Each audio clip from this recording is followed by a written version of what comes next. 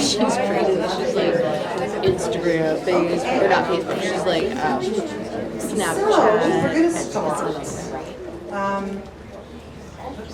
I'm not good with these. I'm just not good with these, but that's okay. Welcome to the Georgina Paranormal Society. I guess it's bi-monthly meeting for May, and we're so excited. We want to make sure that we know who's here. So who has never been to a Paranormal Society meeting before? Wow! Look at that. That's fantastic. Well, welcome. We're really glad that you're all here, and we do see some familiar faces, so we're really grateful that you're here too. We love doing this, and we're so happy that you can be here. Now, a couple of things. First of all, I want to introduce not only myself, Linda Carino. I'm the director and the founder of the Georgina Paranormal Society, but my team is here, and we're all here tonight, which is kind of a miracle because often somebody can't be here, or two people can't be here, or whatever, but we're all here. So we have, and I'll start over here. So this lovely lady is Caitlin Moore, and she's an investigator, and she's also our tech person. Oh boy. Our tech person. And then we have Chris Shader, and Chris is our clairvoyant, our teen clairvoyant. She's an investigator, amazing photographer, been on the team since I started it in 2012. 2012, oh my goodness. Wasn't that a movie when the world was supposed to end? Anyway, and she is extraordinary. She's amazing. So there's Chris. And then we have Sherry, and Sherry is our investigator. She's also my assistant director. She is pretty incredible, and she has the best sense of humor ever. So Sherry.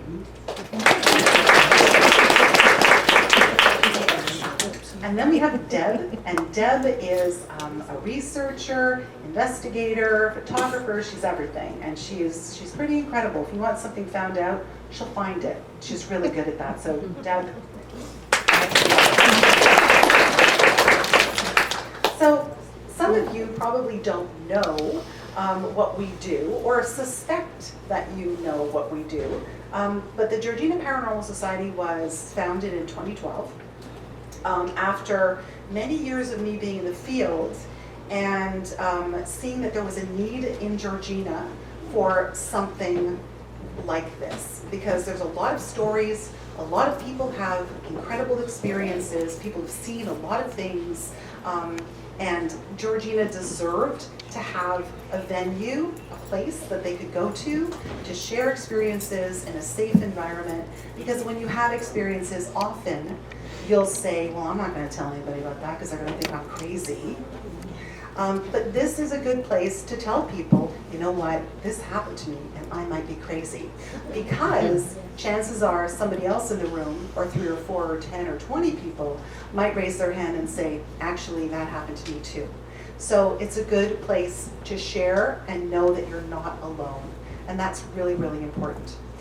One of the things we do as a team is, yes, we do investigations. No, we don't run around in the dark saying, scratch me demon, like some people on TV do. But we're not what I would call equipment-based or equipment-dependent paranormal investigators. We do have equipment, so we have things like EMF detectors and a SB7 spirit box and all sort of the bells and whistles, but we don't rely on them, because if anybody has done this before or knows a little bit about paranormal investigation, they will know that spirit, entities, ghosts, can manipulate things like cameras and tape recorders and EMF detectors and all of that. So we rely on our senses, and we're pretty sensible people. I mean, if you look at those girls, they kind of look kind of sensible to me. But we do gather a lot of evidence. But again, what we do, we feel is really important, because first and foremost, we help people who have experienced paranormal activity or something that they can't explain. And we are the people to go to kind of talk to us about it. Let us know what's going on, and we can help you. We really can, and we've helped a lot of people. So now, I wanted to mention that we're going to be getting together soon and talking about maybe doing some sort of a public walkabout or something like that, because we feel it's really important that people connect with their community. And there's a lot of purportedly haunted places in Georgina that we would love for people to experience. Not that we're going to get great paranormal activity and EMFs are going to go off and we're going to hear all kinds of weird voices and get tons of EVPs, but to experience a haunted location and the atmosphere of a haunted location, we think, is a very important thing. Because so many people hear about haunted locations but don't have the opportunity to visit them and know more about what's happened in those locations. So we're kind of going to discuss maybe doing something like that in the summertime, because our season runs from September to May, and because we're always so busy, we do take the summer off. So our next regular meeting is not going to be until September, so you guys are going to need to get together before then, because you're probably going to go crazy, right? Right. So we'll keep you posted. We'll post things on our website, our Facebook page, and word of mouth is always a good thing, especially in Georgina. I know I have neighbors that rely on word of mouth, but that's another story entirely. Without further ado, we do have a guest speaker this evening who's sitting to my left, who some of you might recognize, but let me give you a short intro and then he will introduce himself. So here we go. Rod Urquhart. Well, what can I say about Rod?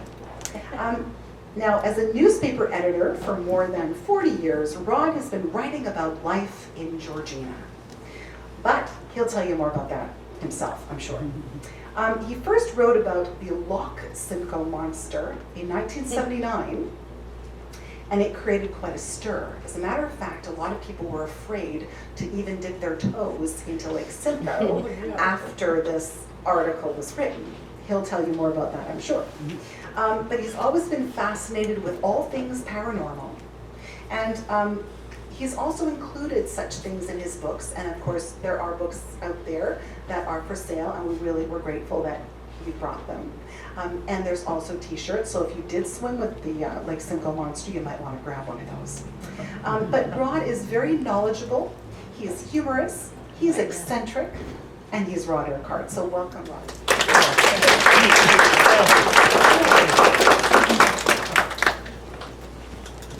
Well, after that introduction, there's a couple of things I want to mention. I think I really have to come talk to the Paranormal Society because, yes, I'm seeing monsters in the lake. So I have to report it to them. The other thing is, like Linda mentioned, I had a 40-year career in newspapers, mainly up here. I was around for a lot of the major things that happened. And as Linda just said, in 1979, I wrote my first story about the Loch Simcoe Monster. That name, Loch Simcoe Monster, is something I came up with. It's basically Kempenfelt Kelly for the Kempenfelt Bay and Berry, Simcoe Sam, Beaverton Bessie when Beaverton got into it, and simply the Loch Simcoe Monster. And as the indigenous Canadians named it, Igopogo, which was a takeoff on Ogopogo from Lake Okanagan in BC. Now, I had a 40-year career in newspaper, as I said. A lot of it was up here, but I also, in that 1979 article, it ran on the front page of all editions of the era, and there were 4 different editions of the era, which was out of Newmarket then. And we received so many letters from parents saying, my kids will no longer go in the water. Thanks a lot for writing that story. They were totally freaked out that there was a monster in the water. And tonight I'm going to try to explain to you why I believe there is. Now it's I'm going to talk hopefully till 8 o'clock. I have a lot of area to cover. If I'm talking too fast, just hold up your hand or yell at me or something, will you? The other thing I wanted to mention was a lot of people don't even know about this monster, and yet I've been writing about it, for a long, long time. And I have virtually a collection of actual sightings, which maybe I'll get into now. But the best one was by a minister and a funeral director and their families out boating in Cook's Bay in '73, and it was covered by John Slykehouse in the old Bradford Witness.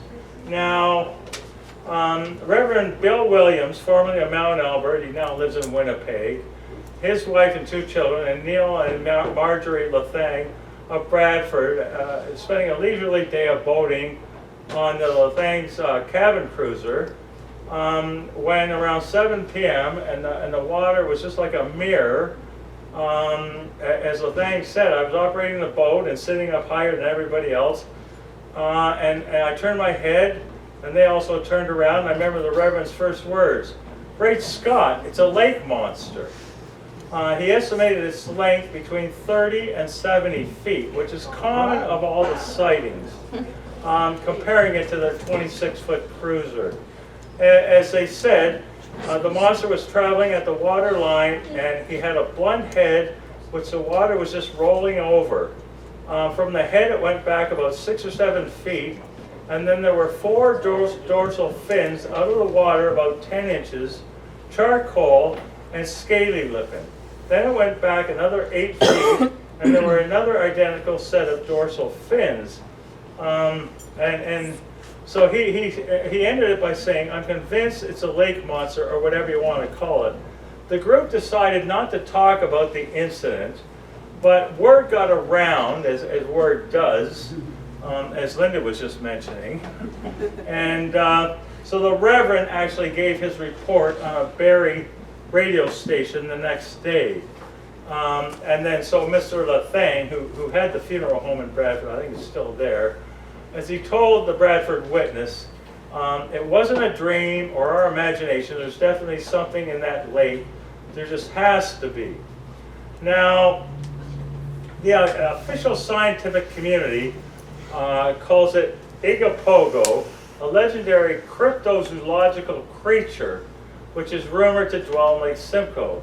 Now, the scientific community describes it as having a relatively canine-esque head. Differing from other well-known cryptozoological creatures, because of this, many believers have speculated that it's related to such canine-like aquatic animals as the Irish crocodile. As I get talking, according to eyewitness accounts, the creature has also been seen basking in the sun for extensive periods of time, meaning that it has the ability to breathe. As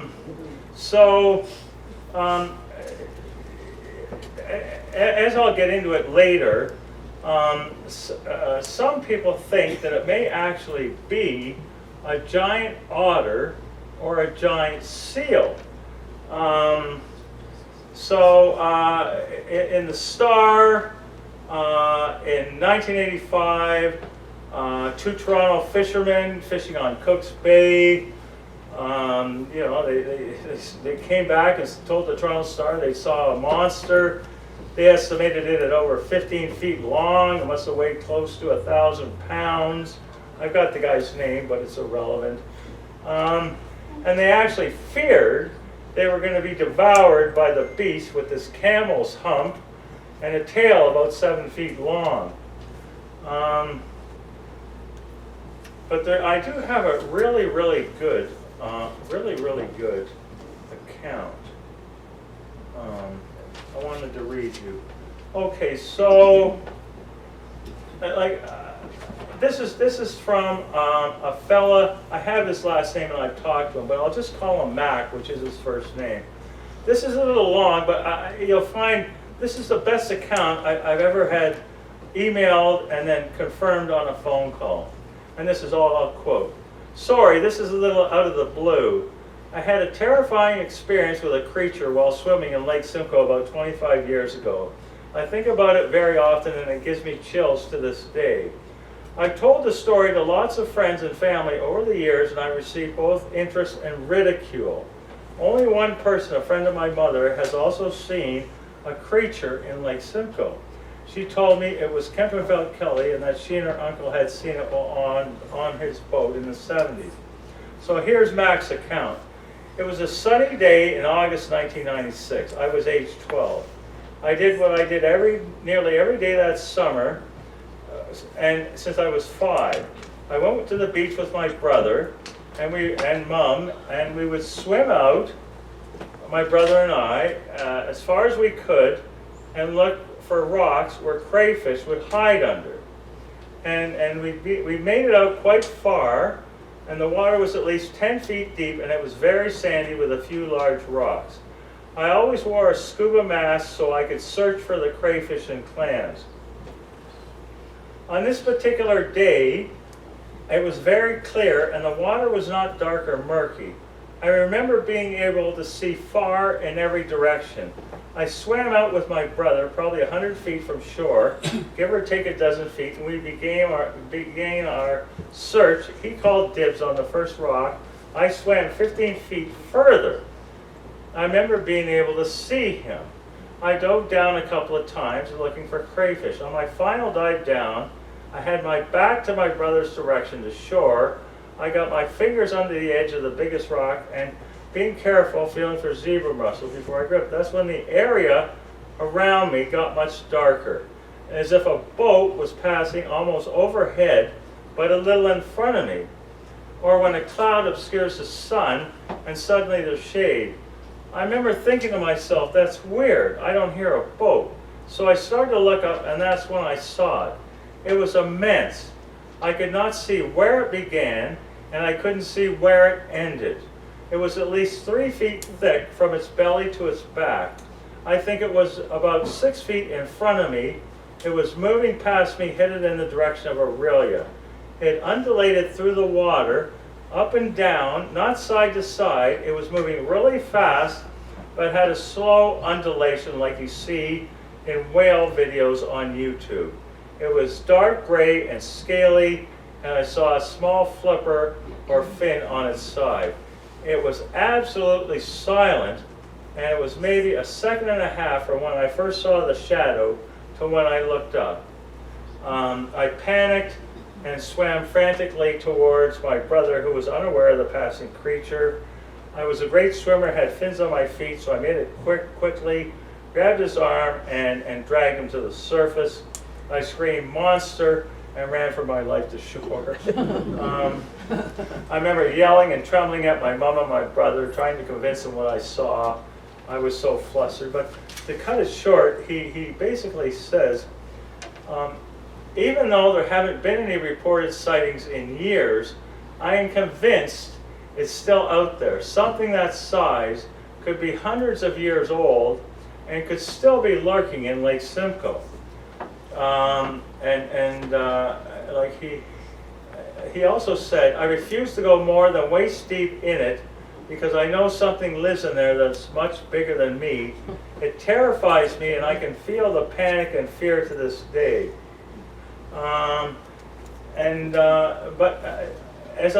Last time I talked, I said the monster had not had a sighting in about 10 years, and then I got an email, which I followed up with a phone call from a crystal rose, which I'll read you, if you don't mind. Mr. Urquhart, you wrote an article on Kempenfelt Kelly. Well, I saw it on November 1st, 2020. So this is the most recent sighting that I have.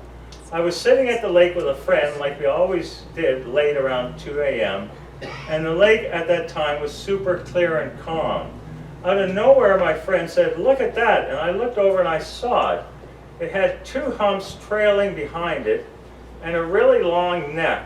We watched it swim till it hit the bridge just down from the playground at the lake. It was huge. I've never seen anything like it. We both had our phones in the car, but man, we were in shock. And we both sat there in silence from the creepy, scary monster we witnessed. I'm 35 and I've never seen something like that. It still scares me to this day. I should add that once it got to the bridge by the park, it vanished in the water somehow. It was crazy, and I've been checking the lake every night since. So they were in the big main parking lot by the beach playground in Barrie. I can never take my eyes off the water now, and when I'm around the beach, I hope to catch a glimpse again. But I just wanted, okay, so there had been film of the monster taken. The best one was I don't know if you remember the Shirley Solomon show, and it was reported in Barrie Today too by Sean Gibson on February 13th, 2016. On the Shirley Solomon show, a Toronto talk show at the time, they had on John Kirk of the British Columbia Scientific Cryptozoological Club. And he's an expert on lake monsters. And that's when a local resident came on and presented him with a VCR tape of what is suspected to be of Kempenfelt Kelly. Kirk said he believed this video proves that something does indeed exist in Lake Simcoe.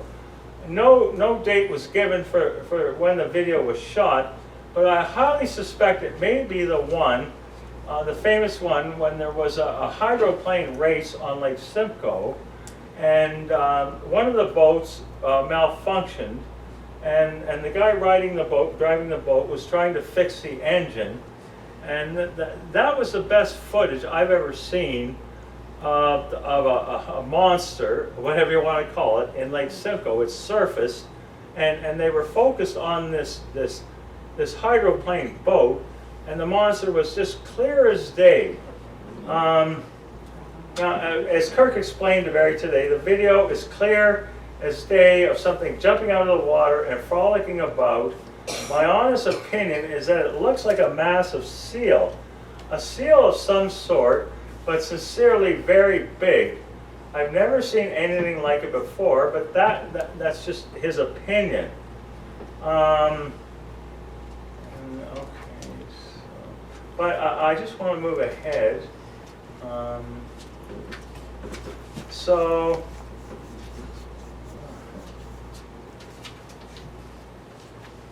a fellow named Don Hetworth,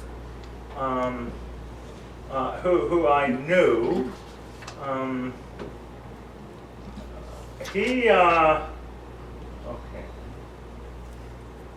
Don Hetworth was a senior investigator for years with the there it is, with the Ontario Society for the Prevention of Cruelty to Animals. So he knows what he's talking about. So back in the 90s, when I was editor of the Georgina Era Banner, I don't know if you remember that, but the Georgina Era Banner was put up here to take on the Advocate, and we all became friends. I met at the Irish House for drinks on Friday night. Had a little kind of a press club, and you know how journalists like to have the odd cocktail or two, so you can imagine how many times I had to phone my wife to come get me. And Bob Johnson, who was the editor of the Advocate, later became mayor for the old timers that are here. I'm sure you remember Bob Johnson. Real nice guy. Him and I were great friends. And then John Slakehouse became editor of the Advocate, again, good friend of mine. But anyways, so when I was there in the 90s, and I was writing about this monster a lot, and 3 residents that have lakefront homes contacted me. This was when VCR cameras had just come out, and 3 separate videos of something in the water. I mean, I call it the Loch Simcoe Monster, but there was something in the water, 3 separate videos. So I wrote about all these 3. I could see, I went to the people's houses, I watched them all, wrote about them. None of them wanted their names used, you know, for fear of being called crazy like I have been. But Anyway, so this Don Hetworth, who was living in Georgina at the time, contacted me and had me contact them because he wanted to purchase these videos. To this day, I don't know what happened to those videos, which I saw many years ago. I don't know if Don is even still with us, but it's something that my friend Bruce Roach and I are checking out. When I initially wrote in Lake Simcoe Living in 2018 for their 10th anniversary about the monster, Bruce contacted me. We share a similar interest, and we started a website, which is, I don't know if you can see it, Loch Simcoe, what is it, Bruce? Loch Simcoe Monster Quest.com if you want more information. But anyways, getting back to Don Hetworth, after he saw all these 3 videos,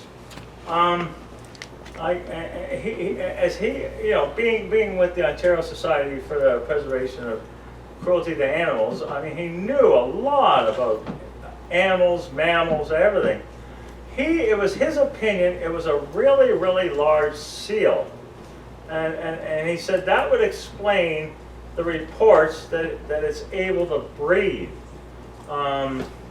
And like I said earlier, some people think it's a large otter. So, and back in, when I was doing it in the 90s, I did phone the Ministry of Natural Resources, Lake Simcoe Fisheries Unit on Lake Simcoe, and talked to their fisheries expert, who, obviously I'm a reporter, editor, investigative reporter. He's not going to say there's a monster in Lake Simcoe, but he kept saying, well, it could be a really, really huge sturgeon, muskie, even though they haven't been seen in Lake Simcoe for a number of years. There is, where if I can find it, one of the people that I interviewed thought it might be a kraken, which, I can't see that. And remember Mac's report that I just read out, where he's 12 years old. Now he's a fully grown man, and writing me saying, I'm afraid to go into the water more than knee deep. So something must have really scared him.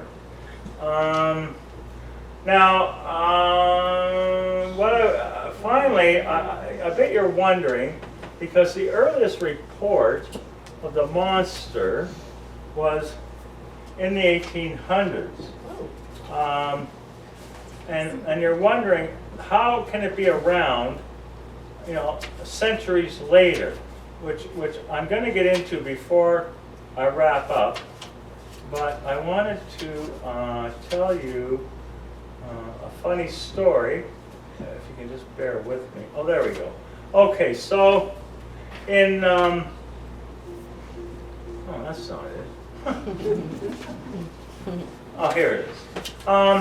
So in 1959, Willard Kinsey, good name Willard, eh? That's an old one, was mayor when Barrie became a city. For promotional purposes, Kinsey used the myth of the newly named creature, Kempenfelt Kelly, who was portrayed as a friendly lake monster. In the early 1960s, Kinsey, his 2 sons, created their own monster by using a snorkeling outfit and towing behind them a large green kind of garbage bag thing full of beach balls out in the water in the vicinity of his father's wharf, where he operated a coffee shop, and it became famous. Go there and have a coffee and see the monster. It kept the myth alive. And the very first sighting that was recorded of the monster, fur traders report sightings of the strange creature many times in the 18th century, but it was a fellow named David Soul's testimony in 1823 is the earliest on record by a Euro-Canadian, and it was near Innisfil. It all happened when he and his brother were tending sheep near the water's edge, when something unexplained surfaced in the water that was huge and long and swam at a high speed. And they said it was definitely not a beaver.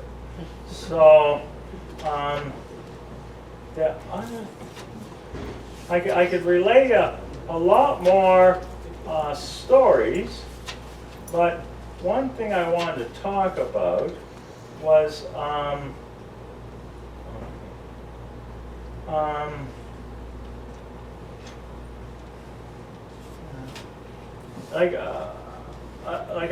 having a serpent like this in our water could be very, very beneficial to Georgina. I mean, it could bring in a lot of tourists who want to see this monster. Just to let you know, in 2012, it was estimated that over 1 million tourists and more than 25 million pounds, which is 36 million Canadian, are pumped into Scotland's economy each year from people traveling from afar to catch a glimpse of the famous Loch Ness Monster. Now, you're looking at a guy that has had reported to him a lot more sightings of the Lake Simcoe Monster than ever been reported about the Loch Ness Monster.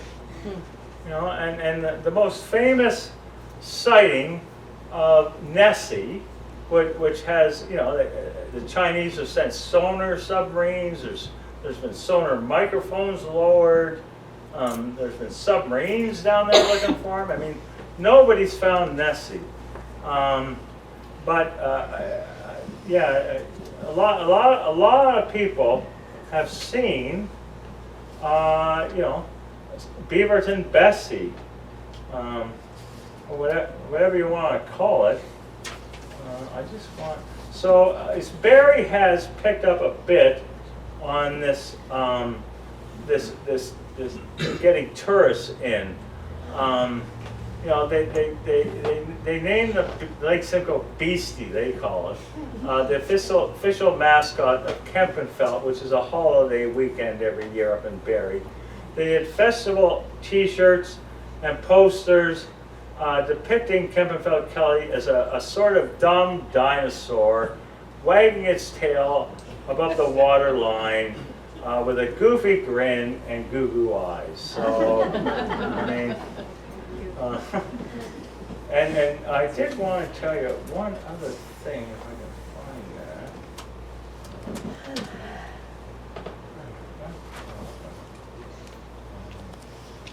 find that. There was this fella that he really thought that he was going to find the monster by going around in a boat with a fish